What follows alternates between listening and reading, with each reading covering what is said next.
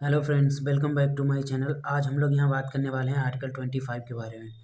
Article 25 हमारा fundamental rights में आता है और फंडामेंटल राइट्स की फ्रीडम ऑफ रिलीजन्स के अंदर आता है। तो हमारे वीडियो के हिसाब से पार्ट 4 ये शुरू हो गया है। आर्टिकल 25 है उसका पहला आर्टिकल, लेकिन कॉन्स्टिट्यूशन के हिसाब से फंडामेंटल राइट्स को पार्ट 3 में रखा गया है, आर्टिकल 12 से 35 तक। ठीक है, तो चलिए बात करते हैं आर्टिकल 25 के बारे में। आर्टिकल 25 हमारा कहता है freedom of conscience and freely profess practice and propagation of religion. तो इन सब जो वर्ड्स ये आए हैं, conscience, profess, practice and propagation, इनका क्या मतलब है चलिए समझ लेते हैं।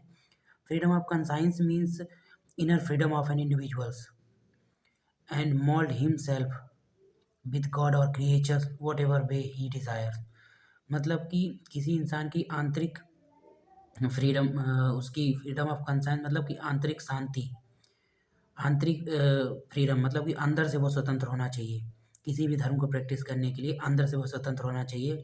वह अपने जो भी उसका धर्म है उसके साथ वह आंतरिक फ्रीडम के साथ अपना धर्म एंजॉय कर सकता है, अपना रिलीजन एंजॉय कर सकता है। ठीक है, उसके बाद दूसरा हमारा फ्रीली प्रोफेस, मतलब वह अपना रिलीजन बिना किसी झिझक के प्रैक्टिस कर सकता है, उस पे विश्वास कर सकता है।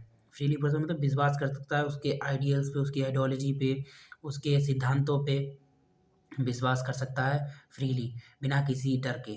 ठीक है, ये आर्टिकल 25 पावर देता है।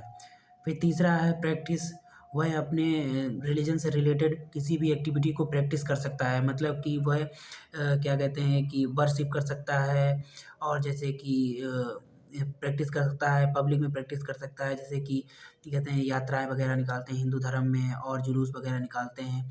ऐसे बहुत से लोग हैं मतलब कि जो अलग अलग धर्मों के हैं इंडिया में, तो वो अपने अपने हिसाब से अपने उसका धर्म का प्रचार प्रसार कर सकते हैं। प्रोफेस हो गया, प्रैक्टिस। अब बात करते हैं कि प्रैक्टिस प्रैक्टिस करते हैं, उसके बाद प्रोपोगेशन। प्रोपोगेशन में होता है प्रचार प्रसार, मतलब कि वह अपने रिलीजन का अपने हिसाब से अपनी इच्छा के अनुरूप मतलब कि प्रचार प्रसार कर सकता है कहीं भी, तो उसको ये छूट है।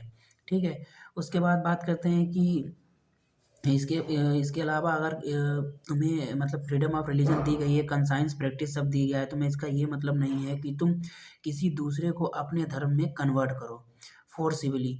मतलब अगर वो अपनी इच्छा से किसी दूसरे धर्म को अपनाना चाहता है तो वो अपना सकता है, लेकिन उसको फोर्स नहीं किया जा सकता है, ये इलीगल है। ठीक है, ये वॉयलेट्स करता है आर्टिकल 25 को, कि तुम किसी को फोर्स नहीं कर सकते किसी भी तरह के रिलीजन को एक्सेप्ट करने के लिए।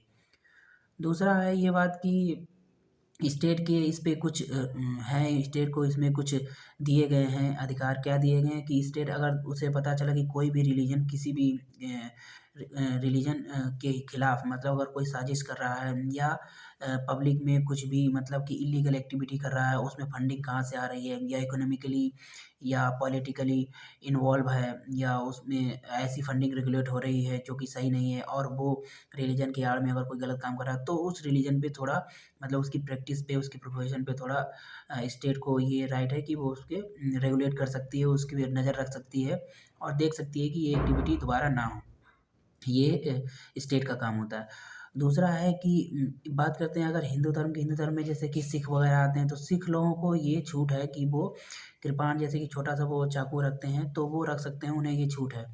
और किसी धर्म में ये सब रखना छूट नहीं है, ठीक है, प्रैक्टिस करते टाइम। जैसे और हिंदू धर्म में आते हैं, जैसे कि जैन आते हैं, बुद्धिस्ट आते हैं, तो इनको भी इस तरह की चीज़ें जो उनके मतलब कि क्या कहते हैं रिलीजन का एक तरीके से पार्ट है, उनको रख सकते हैं।